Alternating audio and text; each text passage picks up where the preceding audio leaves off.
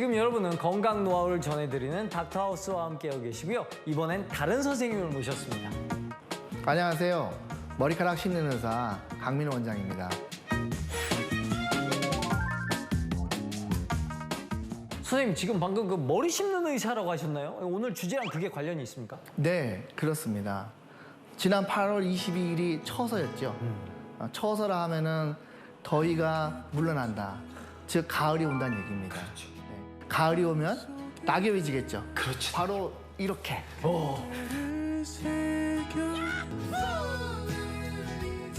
이렇게 떨어지는 낙엽을 보는데요.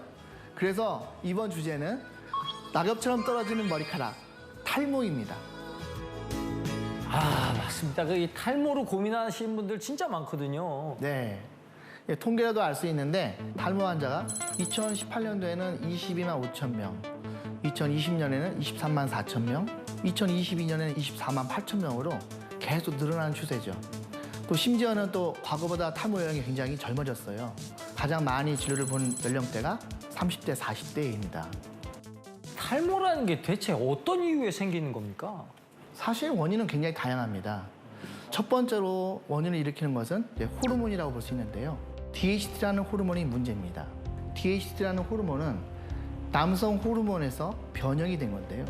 이 DHT가 모발의 뿌리, 즉 모낭에 있는 모근세포에 영향을 미쳐서 모발의 성장을 방해하고 또 모발의 굵기를 얇게 하고 그러므로 점점 모발이 자라지 않고 탈모가 이루어지게 되는 거죠.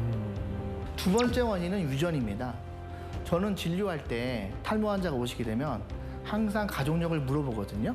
그래서 엄마, 아빠 그뿐 아니라 상당히 넓은 가족들까지 탈모가 있는지 질문을 합니다. 이게 그만큼 중요하다는 겁니다. 그럼 혹시 또 다른 이유들도 있을까요? 네, 물론 많습니다. 영양이 불균형하다든지 생활 습관이 불량하다든지 또 면역 기능의 이상이나 내분비 질환, 또 출산 이런 것들이 있는데 그중에서도 가장 중요한 거는 스트레스라고 할 수 있겠죠. 이런 여러 가지 원인들이 복잡하게 작용해가지고 탈모라는 결과물을 만들어냅니다. 이게 참 안 빠지면 좋으련만 이게 쑥쑥 빠져요. 이게 왜 자꾸 빠지는 걸까요? 원래 머리카락은 영원히 이 머리카락 자라는 건 아닙니다. 머리카락마다 각각의 수명을 갖고 있는데요.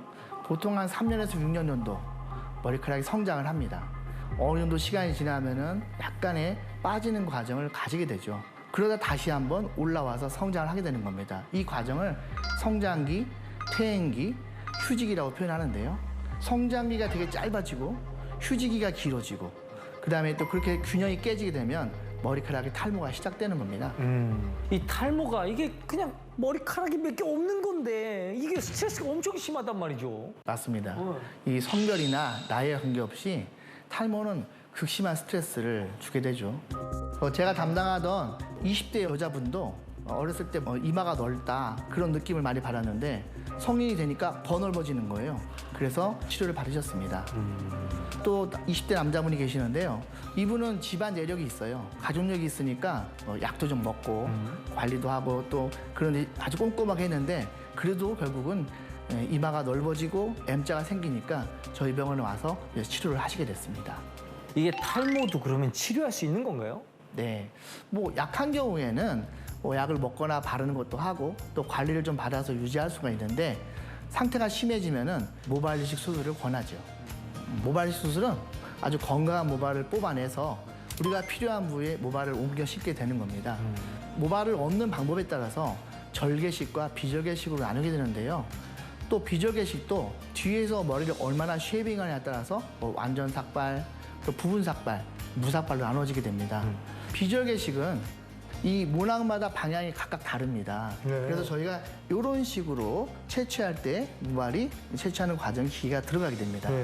그러면 이제 이 채취한 모낭은 어떻게 다시 이제 심는 거죠? 이렇게 생긴 것이 이제 식목이라는 기계입니다. 네. 바늘이 나와 있고 그 바늘 부위에 모발을 끼워서 두피에 심게 되고 다시 올라올 때는 모발만 남기고 식무기 기계가 나오게 되는 겁니다.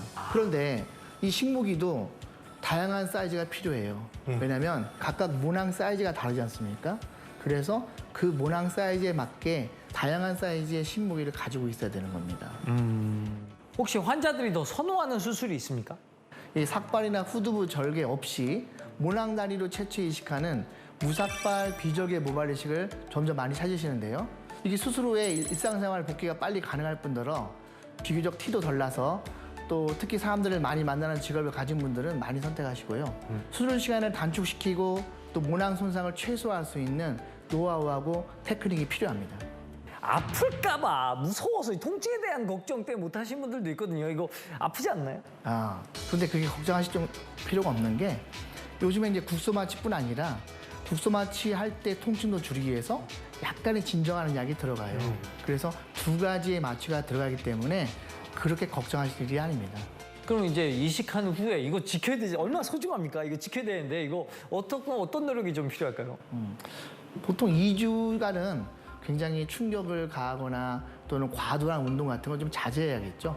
그다음에 이제 가장 중요한 거는 이제 금주 금연을 말씀드리는데 보통 이제 담배는 머리카락으로 가는 혈관들, 미세혈관들을 굉장히 수축시키거나 또 경련을 유발시켜요.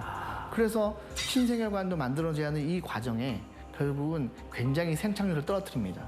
그래서 2주 동안에는 금주 금연을 꼭 말씀드립니다.